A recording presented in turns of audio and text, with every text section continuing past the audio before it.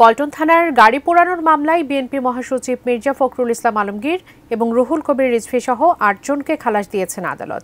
দুপুরে ঢাকার chief metropolitan magistrate আদালতের বিচারক জিয়াদুর রহমান এই আদেশ দেন। মামলাটির সাক্ষ্য গ্রহণ চলছিল, তবে দীর্ঘদিন সাক্ষীরা আদালতে উপস্থিত না হওয়ায় আসামি পক্ষের আইনজীবীরা মামলার কার্যক্রম বাতিলের আবেদন করেন। এ বিষয়ে শুনানি শেষে আসামিদের খালাস দেওয়া হয়। আসামি পক্ষের আইনজীবী বলেন, ২০১২ সালে ময়লার গাড়ি পোড়ানোর ঘটনায় পল্টন থানার মামলায় দীর্ঘ ১৪ বছর পর খালাস পেয়েছেন তারা। মামলার ৯ আসামির মধ্যে একজন মারা যাওয়ায় বাকি ৮ জনকে খালাস দেওয়া হয়।